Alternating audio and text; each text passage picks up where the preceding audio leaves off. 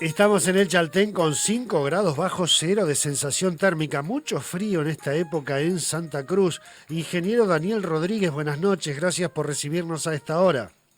Buenas noches, querido Sergio. Buenas noches, estimada audiencia de AM 550 Neuquén.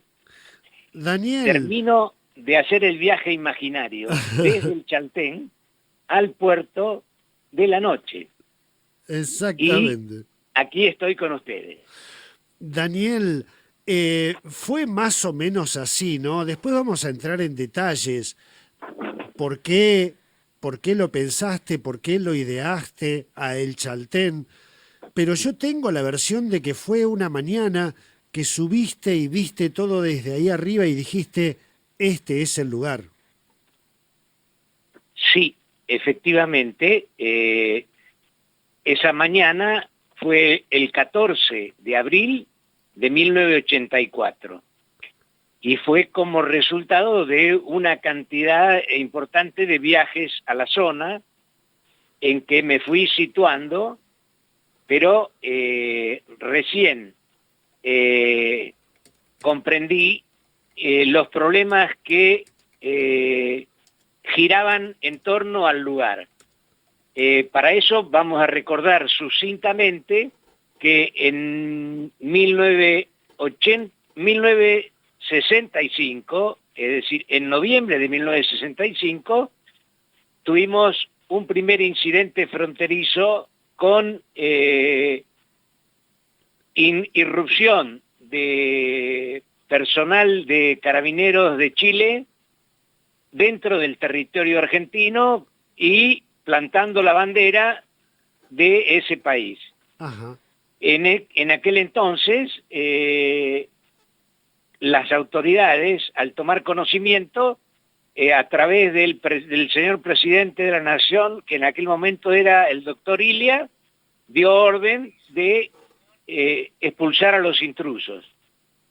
Y así se hizo. Pero ahí no termina la cosa. Bastantes años más adelante, en 1981, leyendo el diario La Razón, me entero de que un grupo de topógrafos y agrimensores habían hecho pie en territorio argentino nuevamente para hacer levantamientos topográficos.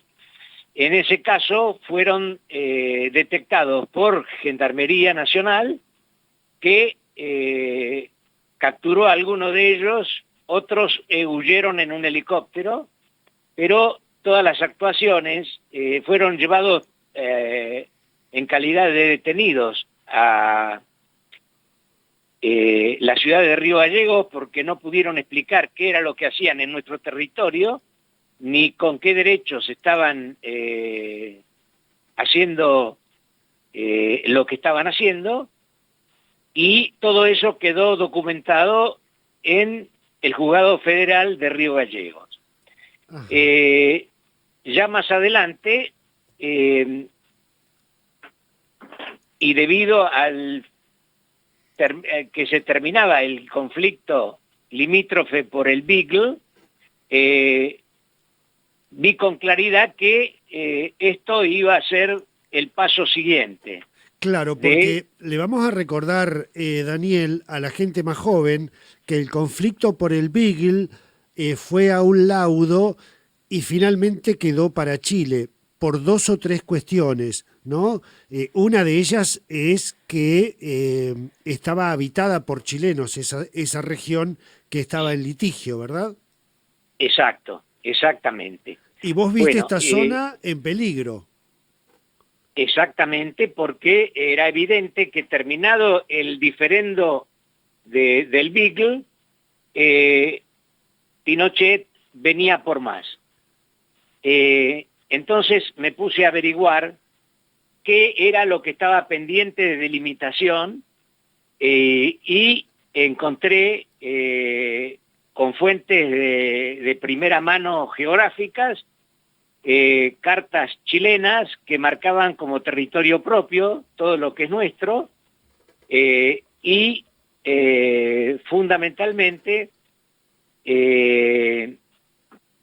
teniendo en cuenta el principio que rige los límites entre Argentina y Chile, que es el principio bioceánico, es decir,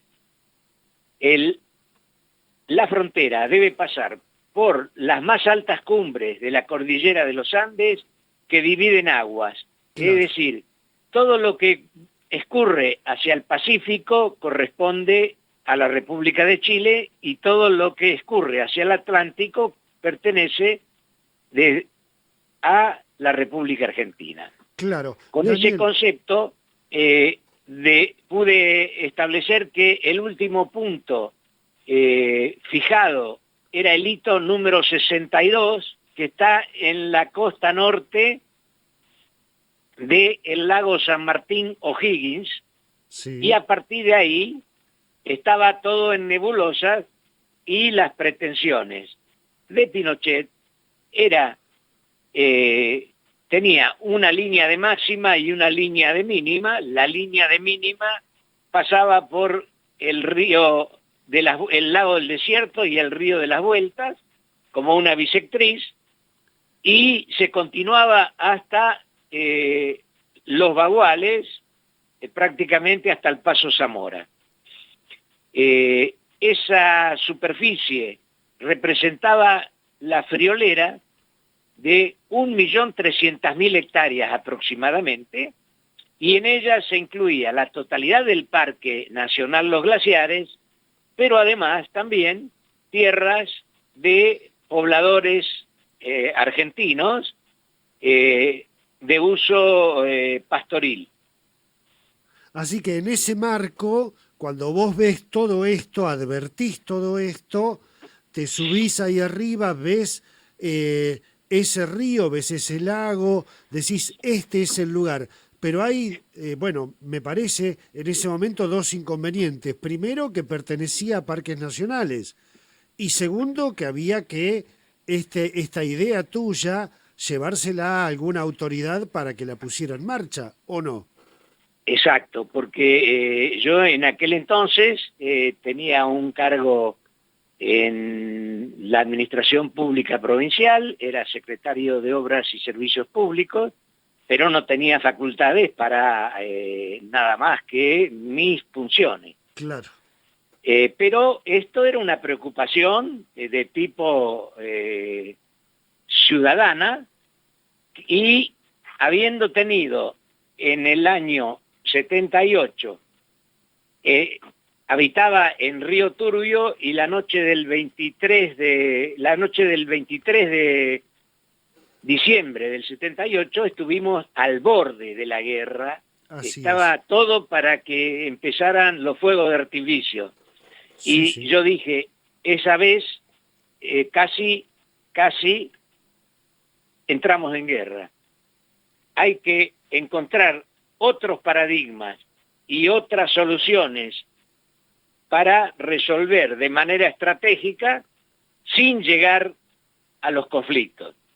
Y entonces se me ocurrió que, aplicando la geopolítica y aplicando la geoestrategia, fundar el pueblo, crear el pueblo, construirlo y fundarlo en un punto clave en el que se juntan la confluencia del río Fitzroy y el río de las Vueltas, y que delimita un estrecho desfiladero que es el único lugar por el que se puede pasar con un camino en 80 kilómetros a la redonda. Exactamente. Entonces, mi idea fue taponar ese desfiladero de forma pacífica, creando un pueblo que tuviese una plaza, una iglesia, un mástil, una escuela,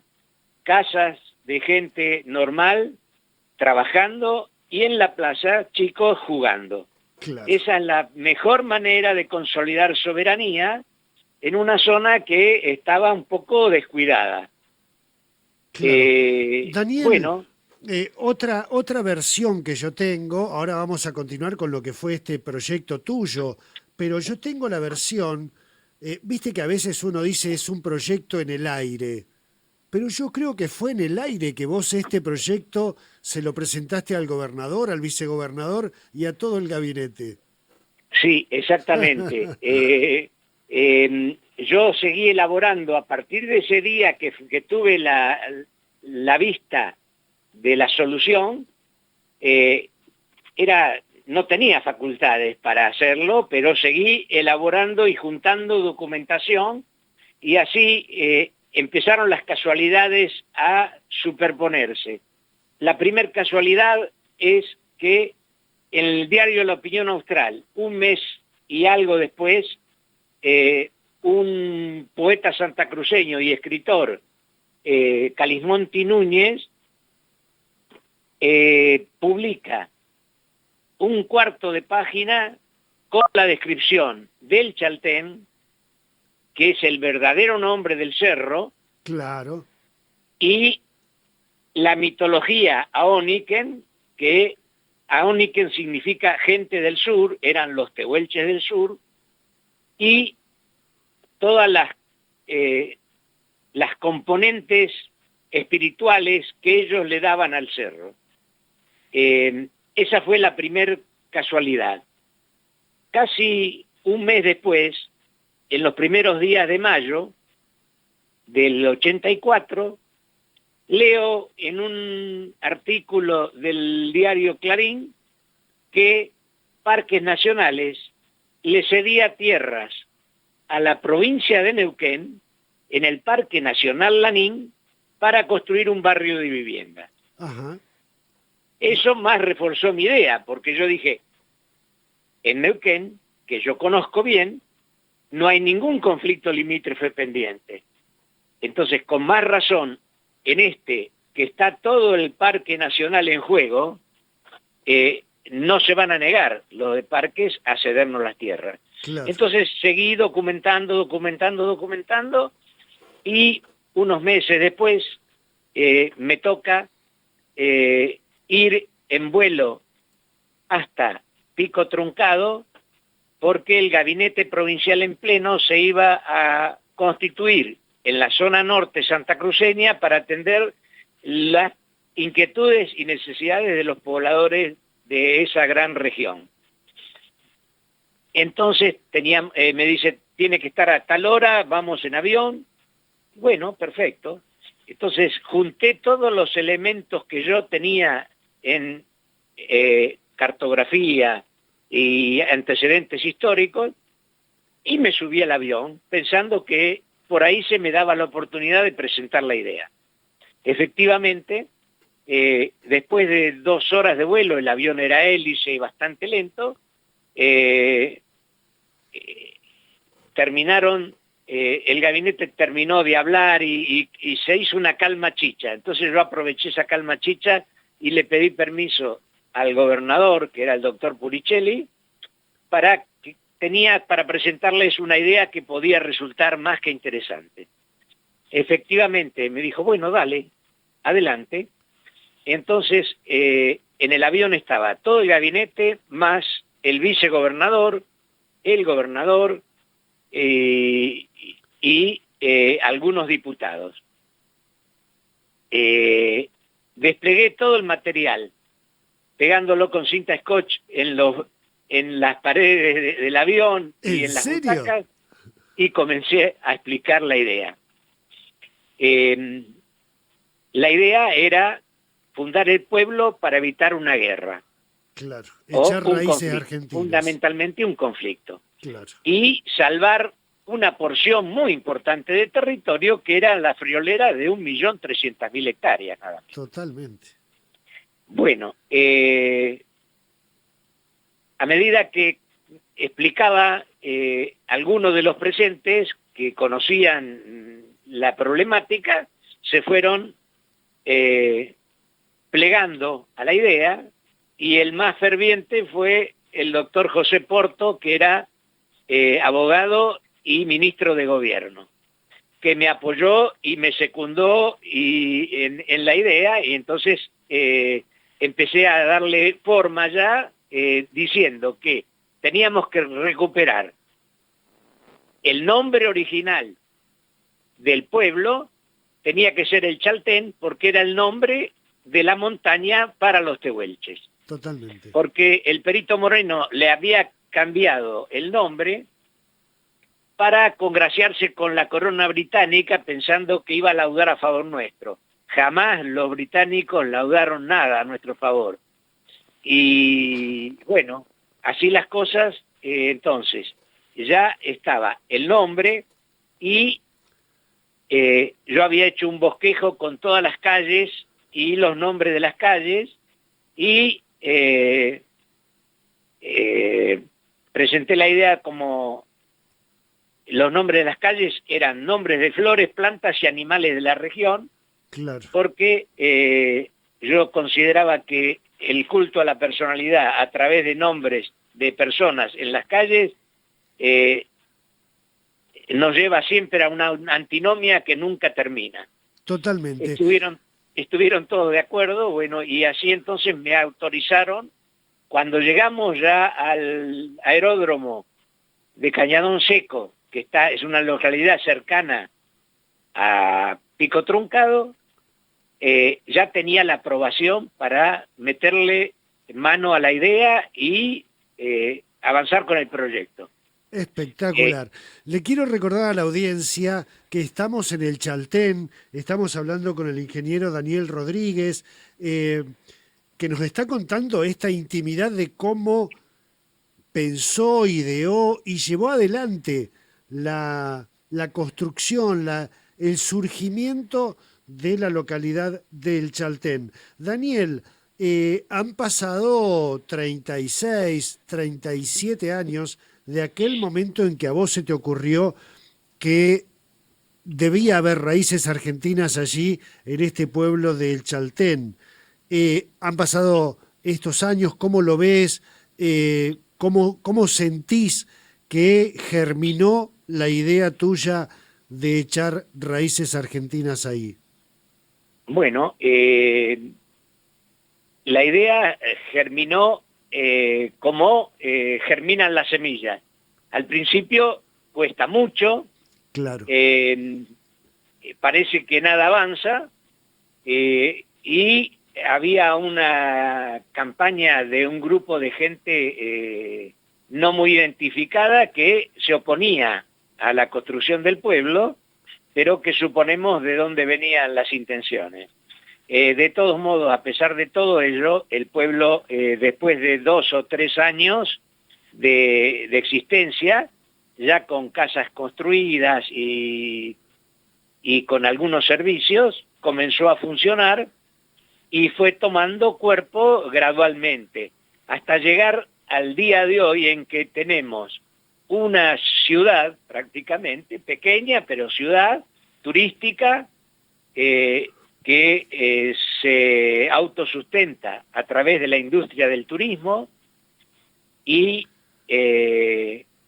ya tenemos el grado de municipio, Ajá. porque superamos los 1000 habitantes hace varios años y en este momento tenemos una planta permanente de habitantes entre entre gente nacida aquí y gente que ha venido de todos los lugares del país, de aproximadamente unos 1600 personas.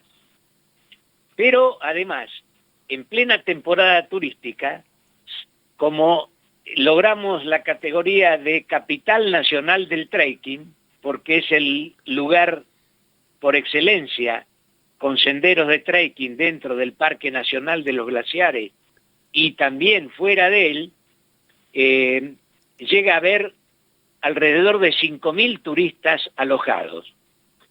Bueno, lo más importante es que el pueblo es joven, pujante, con sangre joven, que retoma la posta para seguir adelante, con ideas renovadoras y bueno, con todos los inconvenientes propios de una criatura que nace y llega a la mayoría de edad. Lo importante y fundamental es que logramos erradicar de manera definitiva la hipótesis de conflicto y hoy no hay nadie que cuestione la identidad y prominencia del chaltén. Daniel, de mi querido chaltén. Daniel, yo la verdad que me quedaría escuchando esta historia toda la noche, porque uno no siempre tiene de primera mano la posibilidad de hablar con alguien que soñó un lugar y ese lugar lo está disfrutando ahora con este presente y el futuro que tiene el Chaltén. Cuando vos caminás las calles del Chaltén, cuando estás allí, debés sentir un orgullo muy íntimo de que esto lo miraste desde ahí arriba cuando no era nada, ¿no? Claro, por supuesto. Lo que pasa es que hay tantas anécdotas y detalles que relatarlos todos en pormenores llevaría mucho tiempo. Claro, y claro. Y no es parte de lo que podés vos proyectar en tu programa. Pero ya volveremos, no Pero solamente... por eso, a menos que sea en etapas. Ya volveremos, no solamente para hablar de esto, Daniel, también podemos aprovechar la estadía en el Chaltén y hablar de arte, hablar de joyas, hablar de una artista plástica excelente que hay por allí y que vos la tenés ahí cerca y que nos ha dado una gran mano para esta entrevista. La tengo aquí tomados de la mano.